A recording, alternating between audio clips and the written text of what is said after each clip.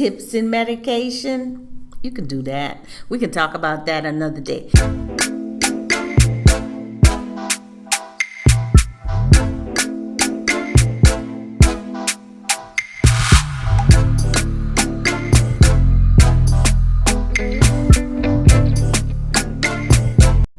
Welcome, new subscribers. I'm glad to have you.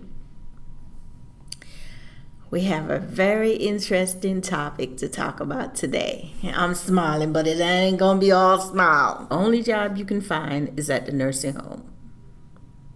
I know I talk about nursing home a lot, but there's a few things I need you to understand and take it serious. This is a warning.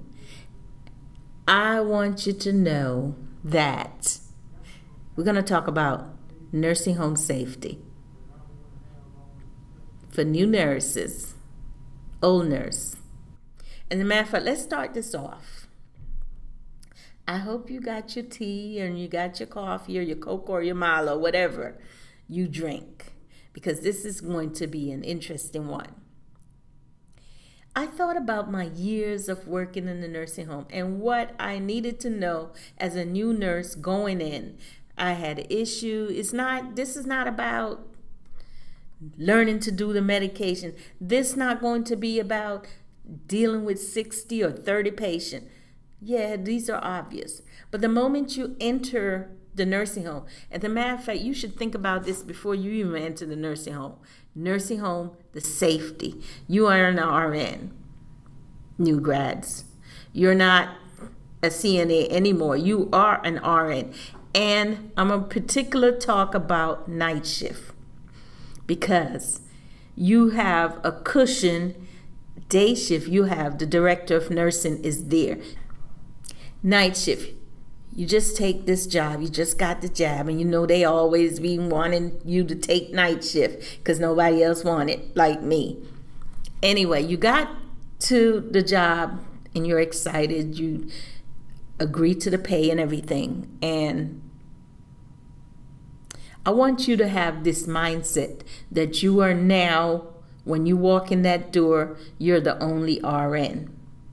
So you have to have that mind frame that I am the only RN and everything, I'm responsible for every staff in that building. I need to make my rounds. I'm just going to give you some things that you need to do as an RN. I don't care if you're new. You need to know these things. Safety. Think about your license. I always say that. That's first. That's your driving force to protect that license. I'm pretty sure and I'm hoping you will get some kind of orientation. But there might come a time when the person who was supposed to orient you may call off, and then you find yourself in this dilemma. So I'm trying to fast track to prepare you mindset. If you're an older nurse and this is your first time, time in the medical field, nursing field, and this is your first job. So to jumpstart, you're gonna have to get up to date. I just wanted to talk about a few safety issues that could cause you to lose your license. Number one will be you get in your staff. You need to know your staff is where your staff is at all time. The first thing I would say to you is night shift is a slow pace, and we may think that I forgot my coffee, I'm gonna go to Starbucks. Starbucks is like down the corner. I need you to think you are an RN. You're the only one in the building. You are responsible for the building. And if you decide to go to Starbucks, no matter if it's across the street, and if something happened, the patient fell. And that's number one thing, slip and fall in the nursing home. It always happened, and it happened when you least expect it. You become liable, you become responsible, and don't think that you're going to come in and The person who saw the fall was a CNA. So she comes in. When you came back, you bought coffee for the whole staff because you want to get them on your side, being friendly, being overly friendly. I don't leave the building. Once I get in, I don't leave until it's time for me to go home. That's just an FYI. I don't want any coffee unless somebody from the outside will bring it to me. I'll take it, but I'm not going out there for it, and I'm not sending anyone to get me any coffee, and I don't want any staff to leave when I'm in the building, because that's the time when things happen, when they all outside or they doing something they not supposed to do. Call me mean if you want, because they think I'm strict, but when it comes to my license, yes, strict is what I am. Anyway, so when you get back, she told you that Mrs. K, she was coming out the bathroom and she slipped. Okay. You may have you took care of it and everything. You think everything is okay, right? So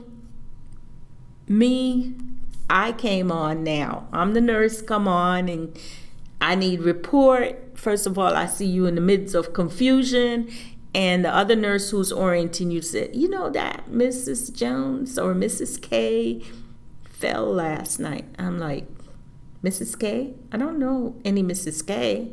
Who's that? Oh, I forgot, Patrice. I forgot. You were off yesterday. You were off for 2 days. How you doing? I'm fine.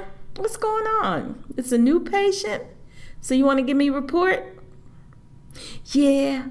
This is the preceptor that is orienting you. I don't expect you to know everything, new grad, but the nurse who's orienting you is an older nurse, so she should know a little something, right? She's trying to give me report. So she comes to me and said, I told you about Mrs. K. I told you about all the patient is good.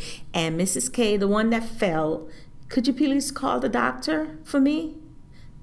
I'm not calling the doctor, not being rude or anything. But what time did you tell me the patient fell at 1 a.m.? And you want me to call the doctor now at 7:30 to tell him that the patient fell at 1? No, you call the doctor. You tell the doctor what happened. You get whatever orders or whatever he wants. And then you tell me, just sit down and give me the report the right way. You tell me the patient, first you told me no injury, now you tell me the patient hit the head. Now you want to put me into legal trouble. When you finish with that report, then I'll take report for you.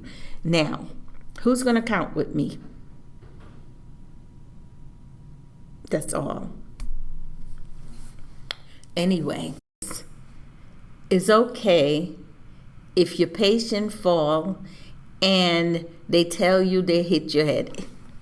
Or if you are not sure and you feel like you think they may have hit their head, go ahead. It's okay to jumpstart the NeuroCheck. Q 15 minutes time 1 hour. And then 30 minutes time 1 hour. You can start the NeuroCheck. Keep yourself safe. Keep your license safe. And then when you call the doctor, what you say is, I started the NeuroCheck and I did my assessment. Everything was fine. Because, and I'm telling you this, if the patient said they hit their head, now it's like in the morning, you didn't call a doctor, you didn't call a family, you did not start a NeuroCheck, you basically didn't assess the patient because you didn't even start you have no notes at all. You're just trying at 7:30 to do your notes. That is not acceptable. That will not be acceptable in the court of law. How do you know? When you go back, this is now 7 o'clock, 7:30. I'm the nurse coming on. I look at the patient. Did you say this is a new patient? I don't know them. So can you give me a little idea? This patient doesn't look good. And now you're telling me the patient hit the head? It could be some trauma there. You should have sent the patient out. You should have waked that doctor up. I don't care if he's sleeping. Wake him up. Call him every 5 minutes. I can wear a soul out when I want result. And my thing is, I would say to the doctor, I think you better call. I think we need to send her out, doctor. And if he said, no, just do a newer check. Okay, I'll just do his order, but I suggest it. You can suggest it. Keep yourself safe. Don't ever get caught up in this. If the patient fell at 1 a.m., I don't care if it hit his head or just a little cut on the arm. If they didn't call the doctor, should have called the doctor at 7:15. And I bet you any money, the family was not called. If the doctor wasn't called, the family was not called. I'm not doing all that. I don't mind. I probably would help her with the paperwork because I'm pretty sure the doctor's going to chew her up and say, why didn't anybody call me? Send the patient out. I'll probably help with the paperwork to get the patient out.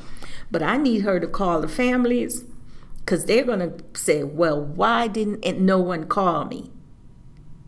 She's a person, they're not going to, I need you to have this mindset, new nurse, that you can, once you're there, if she's not telling you, you will know a little bit of what to ask your preceptor. Or if she went to get coffee and you're in the middle of this, sometime the LPN, believe it or not, don't look down on them, and the CNAs, believe it or not, they'll tell you, I think you need to call the doctor. And sometimes you think they don't know anything. They're very observant. You can ask them, well, I don't know where the doctor, who's the doctor here? And they say, you need to look here. So you need to be more alert than your preceptor sometime. I know you're going to be confused. What do I say to the doctor? You know, doctor, one of the caregiver walked into the room and Mrs. Jones was on the floor. So, start the paperwork, the incident report. You told your preceptor and she told you that she'll take care of it, meaning she'll do the incident report, she'll do everything. I don't know what the doctors say, but when I look, there was a CNA sitting by the door.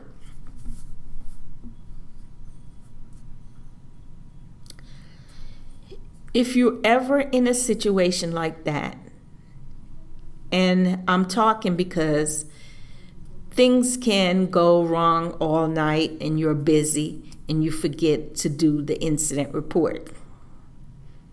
And sometimes you're in a hurry to go home and you said, oh, I'm going to take this incident report and do it at home. Don't ever do that. Don't ever follow anybody advice that tells you that you should do this incident report at home. They're not telling you the right thing. The incident report is not written in the nurse's report in the chart. The facility, if they're doing paper charting, they have a special incident report form. That's the one that they take home. Don't do it. That's a special nurse or quality assurance or somebody that look over those incidents and follow up because it's legal. So if you're on your way home, you're on your own now. You have a preceptor there if you need her, but they put you on the floor by yourself. So you're in a situation, you had an incident and you forgot to do the incident report and you're about to pull off and you just got home and you realize that you didn't do the incident report. My advice to you is go back to work and do it. Don't let it wait till you come back in because you're not going to remember or it might cause more problem. If the incident happened while you went to get or whoever went to get coffee and they were in charge of the building, you cannot, and the timing, they will check the time, and that's going to be a problem too. Another major problem is, this is a patient that came in, a new admission. I didn't know about her. You check the paperwork from the hospital. It says fall risk. What do we do when it says fall risk? We immediately, in the nursing home, they have signs that they put on the door. They have special socks, usually yellow, they give the patient. And it has like a non-slip socks. And it's yellow, I believe, for fall. And a wristband, yellow, that says fall risk. So there should not be any misunderstanding. Also, when you check the record, because you're going to have to check the records, the paperwork that comes from the hospital, it says that this patient has been falling. It's like an everyday thing. So what I would do, since you're day shift and you're doing the admission, I would ask the doctor, can this patient be a one-to-one? I mean, you have a CNAs that can monitor the patient. Now, this is where you need to be, as a nurse, be alert. You have a CNA in a 4-bedroom patient room, and one of the patient she's supposed to be watching. I don't need to tell her to take care of the other 3. She should not move. Her focus should be one-to-one on that particular patient that is a fall risk, and she has an order to have a one-to-one care servant. So she will do most of the complete care for that patient. Now you may think that she has it easy, sitting in that chair. And like I tell you, nurses do it too. I don't like being a sitter. You get bored and you get sleepy. Now, me as the nurse and have a CNA watching the patient, she should not be sleeping. She should not be on her phone. That's immediate termination. Your job is to watch this patient, because if this patient falls, I'm coming at you, because the bottom line is me they coming after. So if you see that your CNA is getting drowsy, just give her a break. And it's hard sometimes to get a break being a sitter. So just rotate it. Person can't sit for 8 hours. Please believe, they do 8 hours. We do 12. Some nursing homes do all 8, but they can't sit for 8 hours. Rotate that out. Give them a break. Give them a 15 minutes bathroom break, whatever.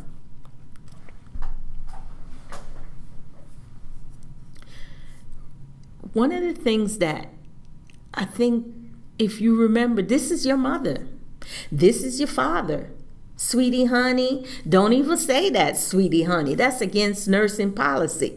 Mrs. Jones, address them as the name. That's respect. You don't call none of your patient honey, sweetie, baby, mama, grandma. No, that's disrespect. Safety in the nursing home. You have to prevent fall. Now, I'll tell you another thing that I found out. If you have a patient, those patients that are particular, they repeat fall, or they get up all night, and you put them, the nurses, their rooms are close to the nurses station, and you think that I'm just gonna take a sheet and I'm gonna tie it around her and I'm gonna put her, and then they won't move for the rest of the night, and then when I'll go in there like 4 o'clock before day shift come in. Don't do it. That's a restraint. Restraint is when you hold somebody down. not like this, but you're tying a sheet. A sheet is a form of restraint if it's restraining them from moving. That way she won't get up, get all confused, but that's still a restraint. She doesn't have an order, or he doesn't have an order for restraint. Do not restrain the patient. You may think because you're not putting the mittens, you're not putting a real restraint, that you're only using the sheets and patting all these, you're patting sheets onto them so you don't have to go in and change them, and then you wonder why the patient has bed sores.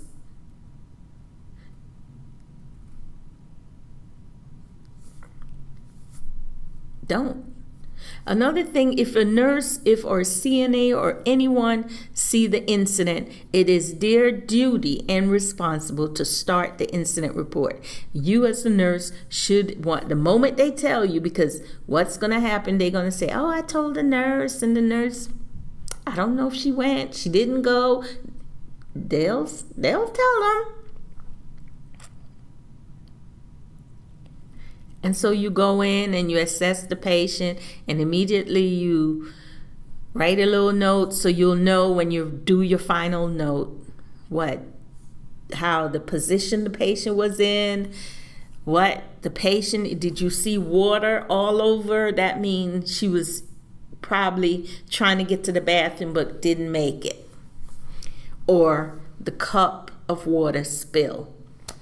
If the patient wasn't on one-to-one, if the patient was one-to-one, then it would be a problem because you had a sitter. She should be able to watch and see and prevent that fall. But this time, your patient didn't have a one-to-one. You didn't have anybody in there caring for her.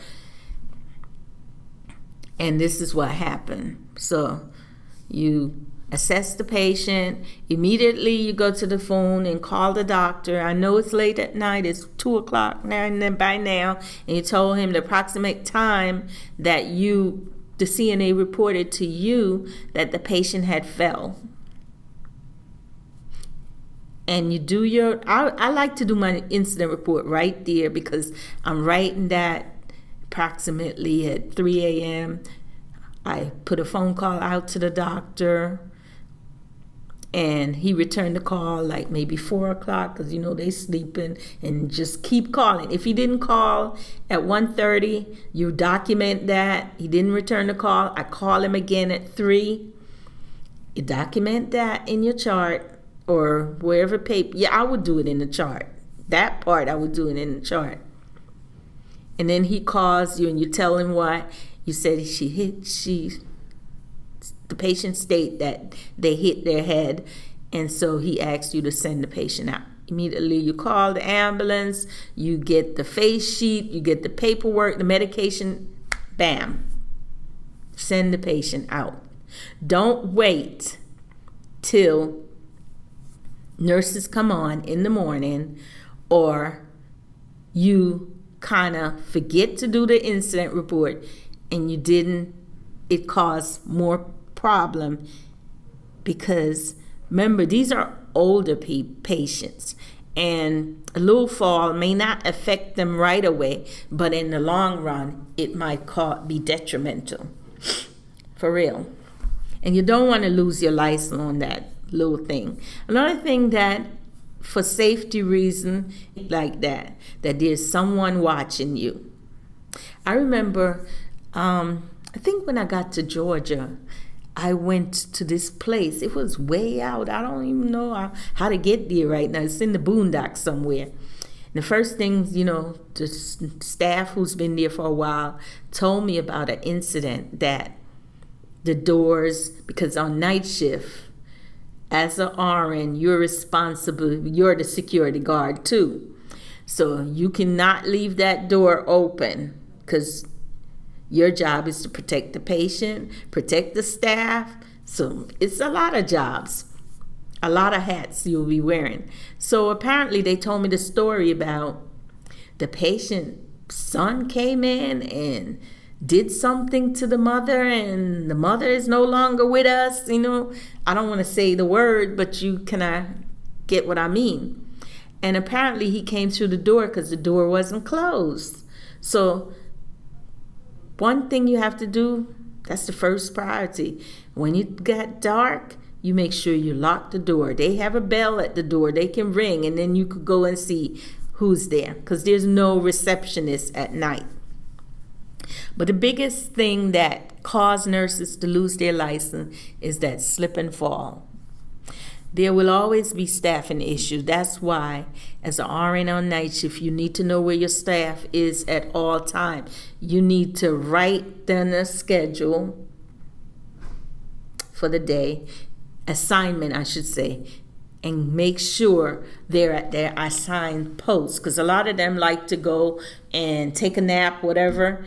It's okay if they're on their break. But if they're not, then you need to know where they are. They might be outside smoking. They might go to get coffee. But nobody tells you until you see them coming with food. Don't get to that point where you don't know and then something happened and you're sitting around struggling by yourself to get this lady up on the floor because there's no staff around. So, one of the other things I want y'all to be cautious of, you have patients near the nurse's station. They're in their room and you just out there with the boom box and enjoying your music, and you're laughing and talking about what you did the night before and the guy that you was dating and everything. They hear everything.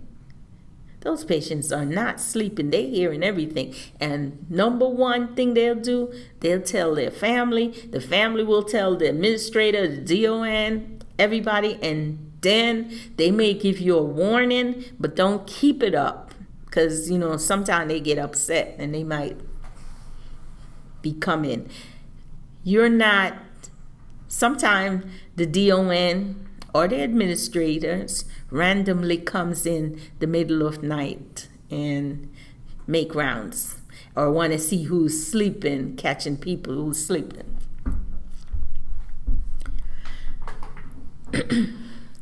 Know the laws when it comes to, I know you heard about what happened when we forgot to do the incident report and we let the patient stay there. And another thing that you should be aware of, just because somebody else didn't do the incident report and they tell you, oh, that lady always falls and she's been falling for years. Nobody be writing. We just ignore it. Don't listen. You're the new nurse now. You might be the one that get caught. So don't listen to what other people, other nurses or other CNA or anybody types. Sometimes you might hear the patient may be screaming. The patient may be on the call like every 1 minute. And then all they needed was, they probably just need a little water.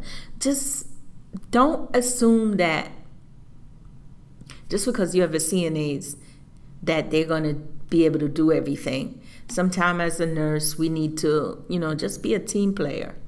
We can give water. We can answer the bell. But I'm not in the mood tonight. I'm not tired. I didn't get no sleep. So I don't want to hear anything. Plugged out that, just take that call light out the socket, please. I'm not in the mood for Miss Jones tonight. I am so tired. And I didn't have my coffee and I didn't have no food. And all I want to do is give these little bit of meds and go to sleep. Don't be that nurse, because you will be someplace where you don't want to be, and you will be not 60 days in, but maybe forever. Keep your license safe, please. Keep it safe. Don't lose your license for foolishness, because that's what it is. We can talk about medication all we want. We know about errors. But this one, it can slip up in you when you're tired and burned out and you've been working easy money, 16 hours every day at the nursing home. You're going to get that car, but you want to keep that car, right? And you want to keep your family happy. Please, please, please take time. Do the right thing. And don't let anyone tell you anything else. Derail you. Don't follow the crowd. That's what I should say. You know what is right.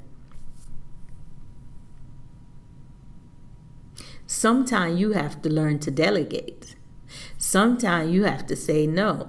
Just like the incident, I walk in, that nurse want to put everything, and the nurse that's supposed to help me is not coming in. She coming in late, they say. So now I have 60 patients, and most of them have Accu-Check, blood sugar. So I need you to do your work.